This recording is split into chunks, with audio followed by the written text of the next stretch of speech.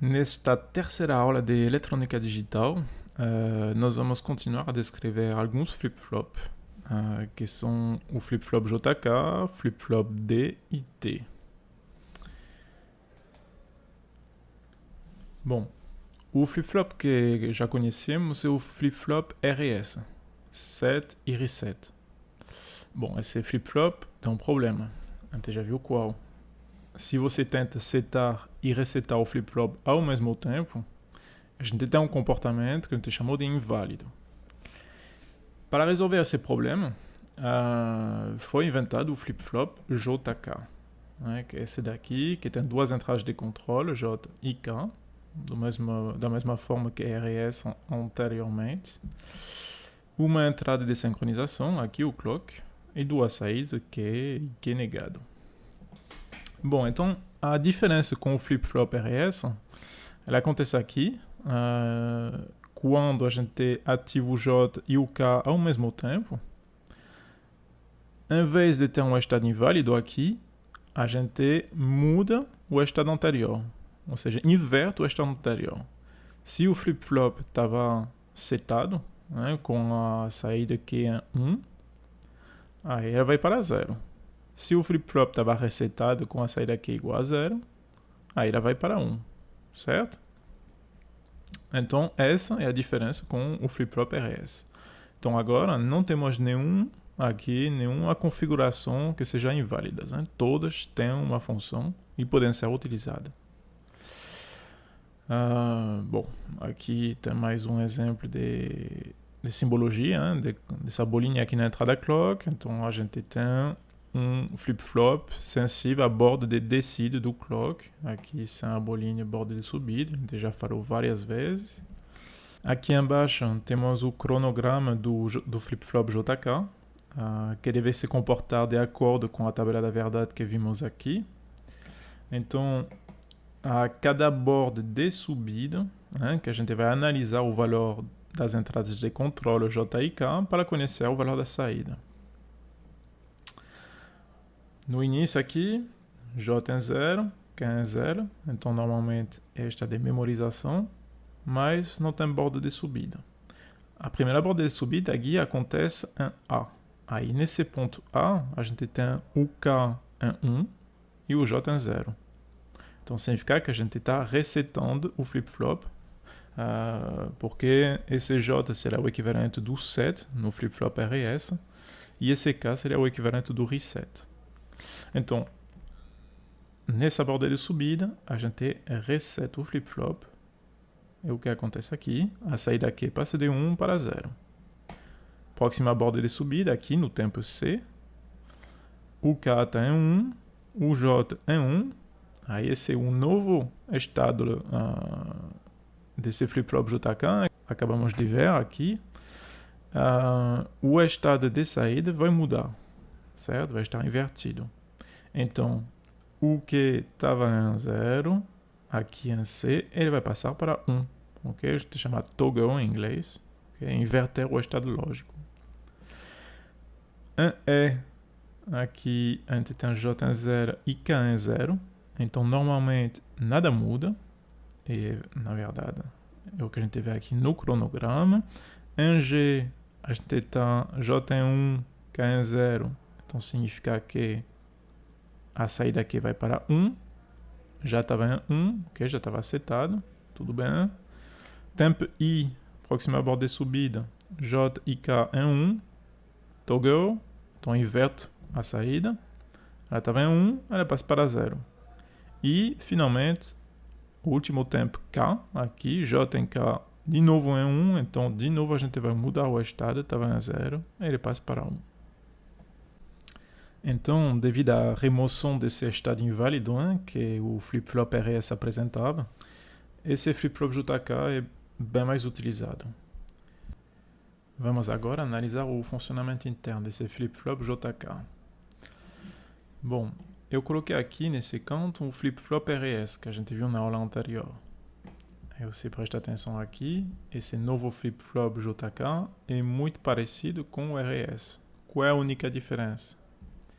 Esse fio aqui, é a realimentação que existe entre a saída e a entrada aqui e aqui, não existia no flip-flop RS. Então a gente vai ver o efeito dessa realimentação analisando o funcionamento desse flip-flop. Bom, vamos analisar agora o efeito desse clock. Então, se o clock for um 0, 0 aqui nessa entrada, 0 nessa, nem precisa analisar as outras. A gente já sabe que se entra 0 na porta NAND, ele vai forçar o nível de saída para 1. Ok? Bom, 2, 1 na entrada de um latch RS, a gente já sabe que isso é o estado de memorização. Ou seja, Q e Q barrado, Q negado, vão permanecer no estado anterior, certo? Então nada vai mudar. Ou seja, se o clock for em nível baixo, nada acontece aqui nesse flip-flop. Se o clock passar a nível alto, esse detector de borda vai transformar esse clock em um impulso muito curto, né? Que vai acontecer exatamente quando o clock vai estar na borda de subida. Então, significa que o clock vai permanecer a nível alto durante um curto tempo. É um tempo suficiente para analisar as outras entradas. Agora, o 1 é o nível neutro, então tem que analisar a entrada K, a entrada J, e essa outra entrada que é a realimentação da saída. Bom, se temos aqui J e K em nível baixo. 0 aqui e 0 aqui. 0 e 0 vão forçar a porta NAND, vai sair 1. Então, J em K em nível baixo, significa que a gente permanece de novo no estado anterior. Nada acontece, certo? Então, é estado de memorização. Se J passa para nível alto, K permanece a nível baixo. Bom, o clock a gente agora considera que está em 1 para poder analisar o funcionamento do flip-flop. O estado anterior aqui, a gente vai dizer que estava setado para começar. Então, 1, 0. Esse 1 aqui, ele se propaga por esse fio, chega aqui embaixo. E esse 0 se propaga até aqui, nessa porta NAND. Então, 0 força 1, ok? 0 força 1. Então, significa que aqui vai permanecer no estado anterior, ou seja, 1, 0. J em 1, K em 0, a gente tem que setar o flip-flop, está setado, está em 1, 0, certo? Segunda possibilidade, vamos voltar aqui. Dessa vez, a gente tinha 0 aqui e 1 aqui. Estava resetado o flip-flop. A gente quer setar ele. Então, chega com J1 e K0. Ok? Então, esse 0 se propaga até aqui. Certo? E o 1 se propaga até esse ponto. Bom, agora a porta NAND, essa daqui tem as 3 entradas em 1. Então, sai 0. Essa daqui tem a entrada 0, então sai 1. Aí 0, 1, significa que a gente quer setar esse latch, ok? Porque esse latch é ativo a nível baixo. Então, quer setar, significa que vai modificar aqui a saída. Em vez de ser 0, 1, ela vai passar para 1, 0. Aí eu vou apagar aqui.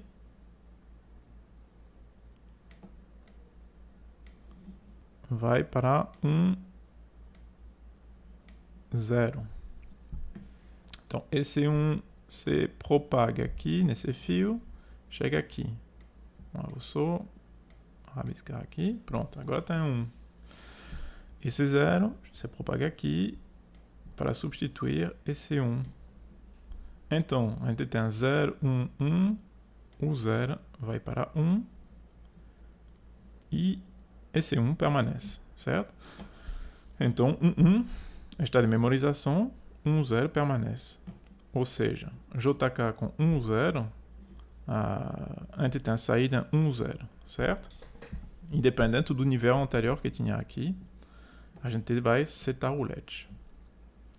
Bom, eu não vou fazer o raciocínio para JK igual a 0,1, porque é um raciocínio igual, um circuito simétrico, então o que vai acontecer é simplesmente que ele vai ter 0 aqui em cima e 1 embaixo, o resultado. A última possibilidade aqui, nesse flip-flop JK, é configurar J em 1 e K em 1, certo? Bom, o estado anterior, vamos começar aqui. Vamos dizer que estava setado, certo?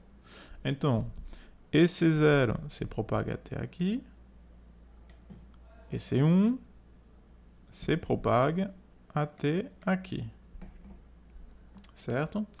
Então, 0 aqui em saída, 0, 1. Então aqui significa que ele ativa nível baixo, então o 0 aqui significa que vai resetar esse latch. Então 1, 0 vai passar para 0, 1. Pronto. Aí isso aconteceu durante uma transição aqui desse clock, certo? Essa mudança toda. Então o clock, de novo, passa para nível baixo, então não acontece mais nada aqui. O que acontece na próxima borda de saída, de borda de subida agora, então o clock ativa de novo, aí beleza. Esse 1 já estava se propagando aqui, então 1 chega aqui nesse ponto, o 0 aqui nesse, então chega a borda de subida, esse passa para 1, e esse passa para 0. Então aqui vai inverter, a gente vai ter 1 e 0, certo? Então significa que aqui, toda vez que vai acontecer uma borda de subida, vai acontecer uma borda de subida aqui, vai chegar um impulso de clock muito curto, a gente vai modificar aqui o estado de saída desse flip-flop. Então vai passar de 1, 0 para 0, 1 para 1, 0. Então é chamado de toggle, ele vai fazer um switch, vai alternar do nível baixo, do estado set para o estado reset, certo? Bom, esse é o funcionamento interno do flip-flop JK. Os flip-flop geralmente possuem as entradas assíncronas. Essas entradas são representadas aqui, nesse símbolo, pelo preset, aqui, que seria o equivalente do set, e o clear, que seria o equivalente do reset. A diferença do set e do reset, essas entradas não são sincronizadas, ok? Elas estão independentes aqui do sinal de clock. Ou seja, se você decidir fazer um set do flip-flop a qualquer momento, é só acionar o preset. Ou um reset, é só acionar a entrada clear, ok? Aí não precisa esperar a borda de subida ou descida, o flip-flop já vai para o nível do set ou o nível do reset. Aí isso pode ser visto aqui nessa tabela da verdade. Então, enquanto o preset e o clear estão em nível 1, então significa que não estão utilizadas. Aí a gente pode olhar aqui o funcionamento do flip-flop nessa primeira parte da tabela, ok? Então é 1 aqui, então tem que esperar aqui uma borda de descida para poder ver o estado de saída do flip-flop olhando as entradas JK. Bom, se uma dessas duas entradas for ativada, ou seja, vai para 0, é o caso aqui, com o clear, significa que a gente vai resetar aqui o flip-flop independentemente do valor das outras entradas que são JK e o clock, ok?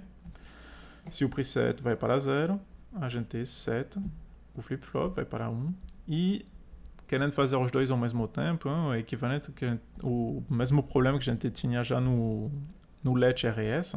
Essa é uma entrada inválida, a gente não pode tentar setar e resetar o flip-flop ao mesmo tempo, certo? Então, esse nível a gente evita. Bom, a função dessas entradas prioritárias pode ser, por exemplo, para inicializar o sistema. A gente precisa colocar um valor padrão já no flip-flop, já no início. A gente pode usar essas entradas aqui. Ou se for uma interrupção, um comando que for prioritário, aí ele pode entrar diretamente aqui nessas entradas assíncronas. Aí, uma variação do flip-flop JK é o flip-flop D. D para delay. ele tem um funcionamento muito simples. A cada borda de subida aqui, a saída vai para o nível lógico que estava aqui na entrada D. Okay? Então, esse é um elemento de memória puro. Então, ele vai servir simplesmente a memorizar a entrada aqui durante um tempo de relógio. Certo? Aí está aqui na tabela da verdade. Se D for um zero, quando a borda de subida acontece, aí o Q vai para 0. Se D for 1, borda de subida, o Q vai para 1. Pode ver isso também no cronograma aqui embaixo. A borda de subida aqui, o D está em 0, então o Q vai para 0. O D está em 1, o Q vai para 1. Aqui no tempo C, o D está em 0, o Q vai para 0. Bom, é assim adiante. Okay? Então, esse elemento de memória básico que é muito utilizado. Internamente, é bem simples. É só pegar um flip-flop JK, só que, em vez de usar as entradas J e K independentemente, a gente conecta as duas utilizando uma porta inversora entre uma e a outra.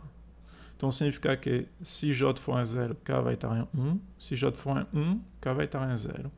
Então, na tabela da verdade do flip-flop JK, a gente somente vai utilizar essas duas entradas aqui. Então, se J for em 1, Q vai para 1. Se J for em 0, Q vai para 0. Okay? Então, o equivalente do D aqui seria nosso J. Né?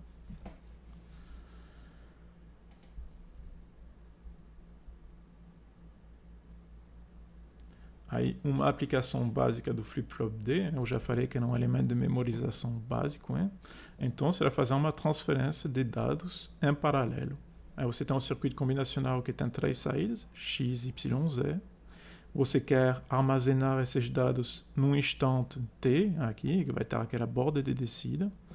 Então, você vai utilizar 3 flip-flops de tipo D para armazenar esses dados naquele momento. E você vai ter os dados armazenados aqui em saída, até o próximo clock.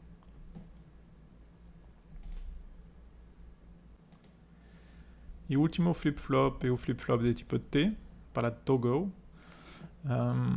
Aqui as entradas estão curto-circuitadas, J e K estão curto-circuitados. Então significa que aqui na tabela da verdade do JK a gente vai utilizar somente a primeira linha, quando J e K estão em 0. Então, o estado de memorização aqui não muda o estado do flip-flop.